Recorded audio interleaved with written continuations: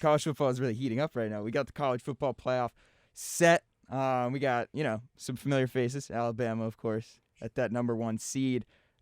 Georgia, again, at the number 3 seed. And we got some new faces as well. Michigan in their first time in the college football playoff. Right. But it appears that we have Ralph back on. So Ralph Russo is joining us on One-on-One. Once again, he is an Associated Press college football writer.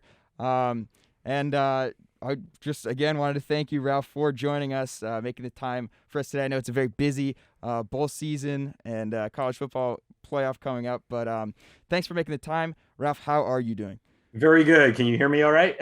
Yes, we can hear you quite all right. Awesome. Yeah, it's a pleasure to come on with you two, to be back in a place that is very near and dear to my heart. This is a show that means a lot to me. I grew up listening to it, then got a chance to host it, and at 21, it was like a dream come true. So I hope you guys are appreciate the opportunity you have here. WFUV is great, and this show is great, and I'm so happy that it's still going. I'm so happy that it's still going. Yes, I can't agree with you more. I'm sure Kelly is in the same camp, and Tyler as well. After this past year and a half, we were not in the station. We're finally back, and it's so nice to be back at this station where, the best memories are made. But, Ralph, I want to start with your time at WFUV.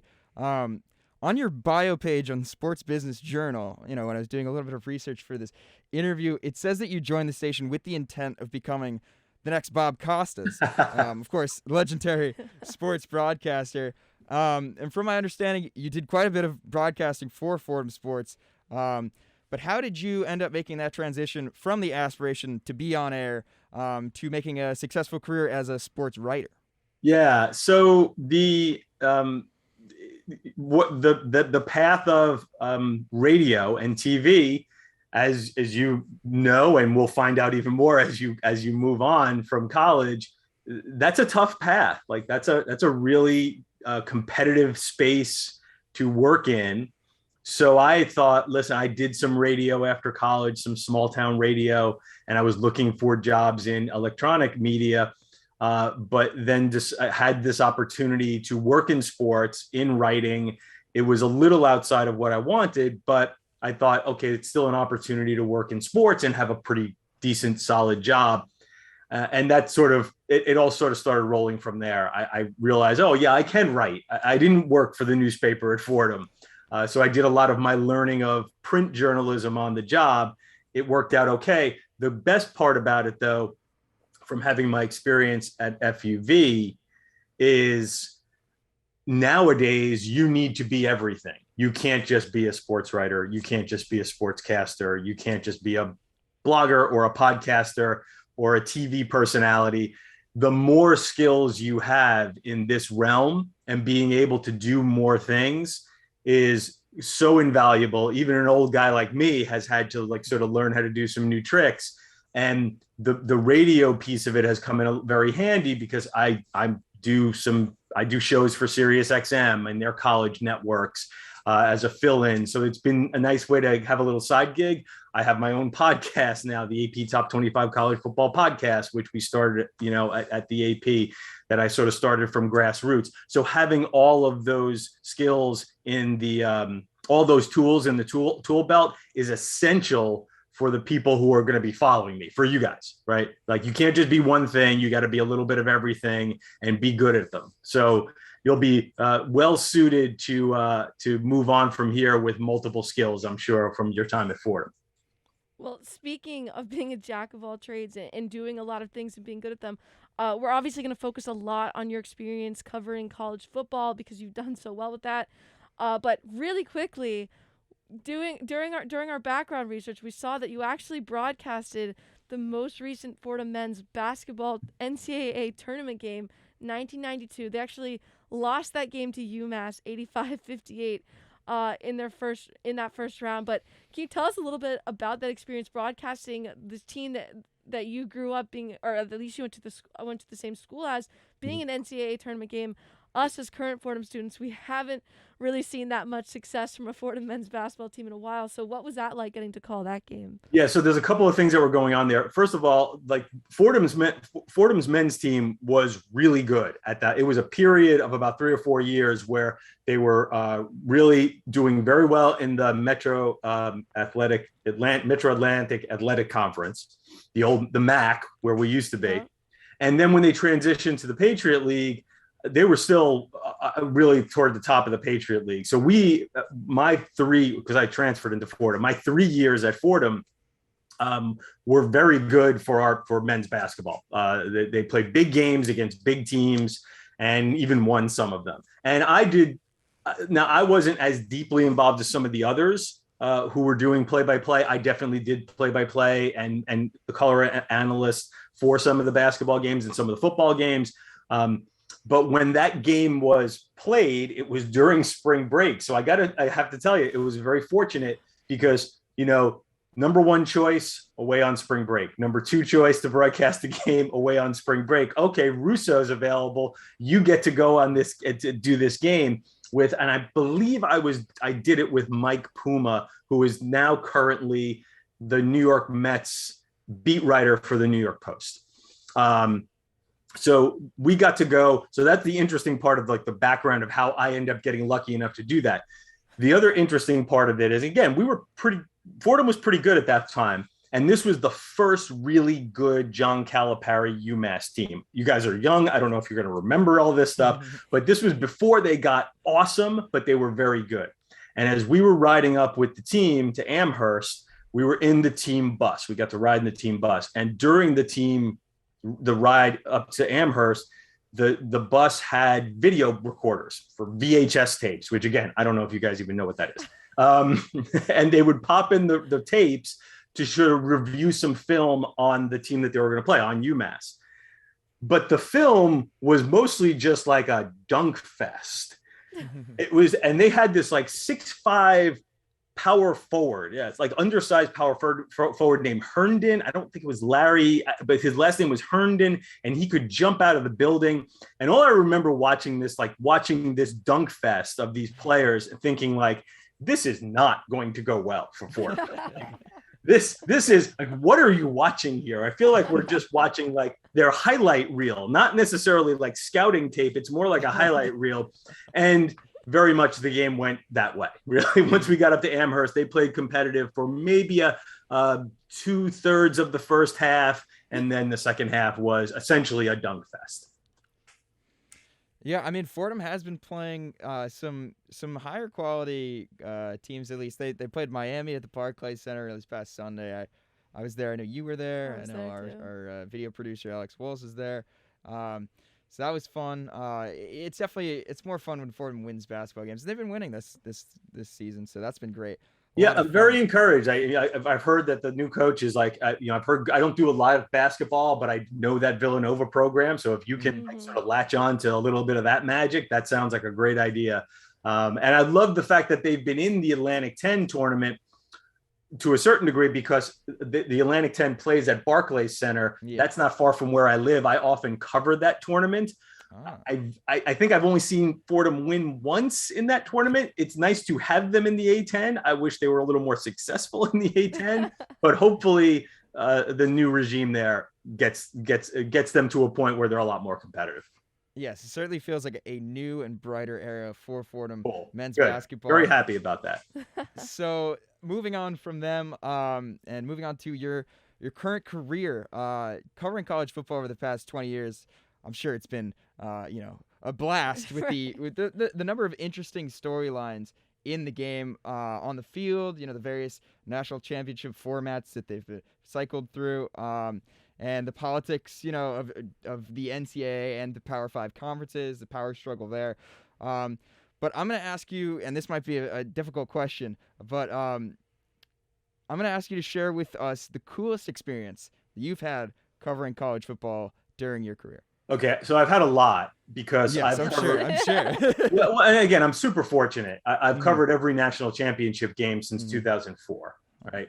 And plus a lot of other big games. It's hard to go past the fact that I was covering and really was completely overwhelmed because it was one of the first national championship games I covered. I was still relatively new in the job. What a lot of people consider the greatest college football game in recent history, and that's the Texas USC Rose Bowl after the 2005 season. So it would have been the 2006 Rose Bowl. Vince Young, again, it hasn't been that long ago, but I'm realizing for you guys, like you were like 4 or 5 when this game happened, maybe thereabouts. But I'm sure you know the game, and I got to cover that game. Very cool because what an amazing, historic game. I mean, Vince Young turned out to be a great player and 2 Heisman Trophy winners for USC. It was it was in some ways the end of the USC dynasty. They had won, I think, 34 or 35 straight going into that game. And it was just an amazing football game. So on one hand, like very cool. On the other hand, a little humbling because, again, I was still relatively new to the job. And all of a sudden, like the greatest game in the history of college football may have occurred in front of you. And now you have to write about it. And I just remember taking some solace in going back to the media hotel at like 2 or 3 in the morning or whatever it was, and being surrounded by a lot of veteran sports writers, guys who have been at it in that position a little longer than I had. And they were all sort of lamenting the same thing that I was internally, which was there's no way my story is good enough to measure up to that game. Like it was just, on deadline, rushing through, just filing words here and there and stripping paragraphs out. So it made me feel a little better. But I've always sort of looked back on that game and thought, amazing that I've been there, but I wish I could have done a better job. Interesting. A better job. Isn't that crazy? Just the fact that he's had an experience like that where no matter what he wrote, he's like, the story is too big for that. Well, I wanted to ask you, Ralph, part of covering college football, besides those big games with the big stars, is tracking them before they get there and following recruits. And I feel like in the past few months especially, we've seen so many crazy stories come out about these prospects and the schools they end up choosing. I would love to ask, what's your opinion on the recent trend of players being quote unquote flipped from school to school, where they verbal to one school and on signing day they choose another, like we've just seen with Travis Hunter, or even coolest name in college football, DeColdis Crawford with Nebraska. Going to play for Scott Frost, by the way. Scott Frost. Yeah. You can't write it. Speaking of stories, you can't write any better, right? Right there. What's your opinion on? I know you've obviously been following the recruiting process in college football for a long time now. What's your take on that whole situation? So just as a disclaimer, I'm not as deep into the recruiting process as a lot of the people who cover that full time, but certainly, I definitely. You have to have your finger on the pulse of it to a certain degree because that's where the players come from. And ultimately that decides who's going to be good. If you recruit well, you will be good. It is a direct correlation.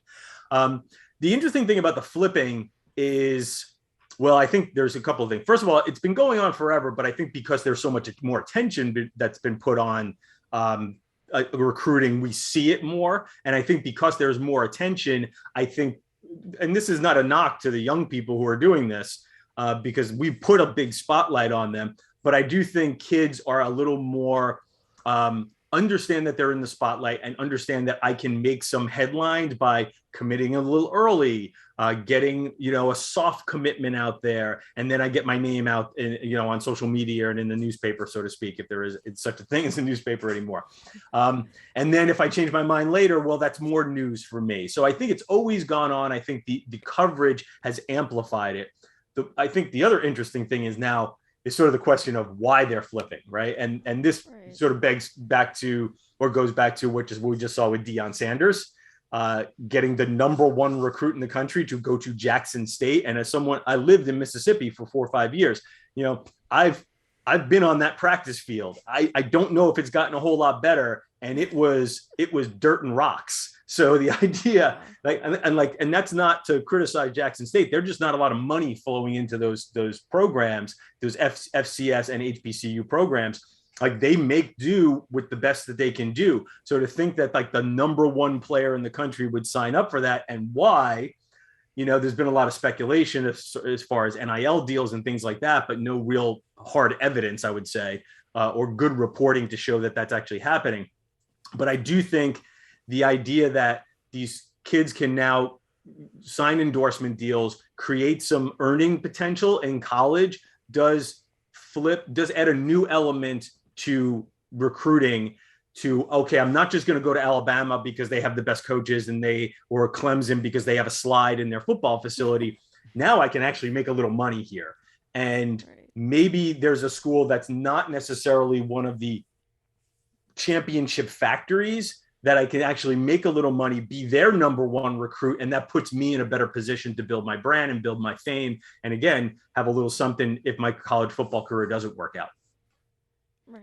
Yeah, it's definitely an interesting new dynamic to add to the college game, and a lot of people have been advocating for it for a while, and it's here now with the NIL rules. Yeah, the two of those things being so close is really really a pain. By the way, constantly confusing those two letters. Yeah. But we got one more question for you, and it has to do with college football playoff, just because it's set. We got some familiar faces, as we mentioned, Alabama at the 1 seed, Georgia at the 3 seed, and some fresh faces with Jim Harbaugh's Michigan team finally getting into the college football playoff at the 2 seed, and Cincinnati rounding out the pack with the 4 seed. Who do you think advances to the national championship, and who do you think eventually takes home the college football trophy on January 10th? So super excited to see Cincinnati get a chance. And I think they are deserving of that chance. I don't think this is going to go very well for them. I've been around that team a little bit. They have a lot of excellent players, individuals who will play in the NFL and will be high draft picks. But the level of talent that you're dealing with at Alabama, listen, and this is not a knock to Cincinnati, they overwhelm just about anybody that's not. I mean, heck, they just overwhelmed Georgia. So the level of talent that Alabama plays with compared to the level of talent that Cincinnati plays with makes me pretty confident that Alabama will win that game. I think the question becomes, how much of a fight can Cincinnati put up? My biggest concern is they don't run the ball all that well. They're a little one-dimensional, and their offensive line, it doesn't have a ton of depth. So I'm a little worried about that aspect as far as keeping the game close. Georgia, Michigan, I would lean towards Georgia. I find the idea of Michigan being in this with Harbaugh and possibly advancing with Harbaugh to be a more interesting story, right? So as a journalist, you root for the story. Frankly, having Georgia and Alabama play again is not quite as interesting a story. I don't think there'll be as much buzz about that game, though I think there's a chance that Georgia could turn it around and actually beat Alabama a second time. But I don't think there's going to be as much buzz about the game. If there's a possibility of getting Michigan into that game, I'm sort of all for it for the storylines. I am worried again that Georgia is playing with a level of talent that will limit some of the things Michigan likes to do. They're not a really dynamic passing team, and I think that's where you best attack Georgia. They're more of a power running team, and I think that's the hardest way to attack Georgia. So, what's the answer? Who wins college football playoff? So I would say this: as much as again, I'd like to see it to be Michigan because I think it'd be an interesting storyline. I would, if held to a prediction, and clearly you guys are doing that now. Yep. Georgia, sorry about that. I'll say Georgia against Alabama, and this may be stubborn of me. I picked Georgia to win the national championship before the season. I'll say they figure out a way to reverse it in the SEC championship game. It's not unprecedented. You've seen it doesn't happen that often, but you will see teams lose a regular season game and maybe play in a bowl or play in a conference championship game and flip the result around. Again, I'll show my age here. There's a really famous game between Florida State and Florida back in the mid 90s, where Florida State beat the Gators in a close game to end the regular season. Those two teams then advanced to the Sugar Bowl and played for the national championship, and the Gators blew them off the field. So these teams are not the same team every time they face. So I'll go with my ego pick and try to be right and say that Georgia will win the national championship. I like it. I mean, there's definitely a good storyline there, a rematch of the SEC championship this year, a rematch of the 2017 college football playoff, or I guess that was maybe 2017 season. 2017 season, yeah. Yes. So There's plenty of very exciting college football left to be watched, plus all of the bowls, an insane amount of bowls these days now, but it just means more college football for us to watch. And more for you to report on. And more for you to report on. We can't thank you enough, Ralph. This was a blast having you on. It was great, catching up, having you back on the show. Thank you so much for coming in. It was an absolute pleasure to talk. Thomas and Kelly, thank you so much. Good luck with everything you do, and reach out anytime. Thanks, Ralph.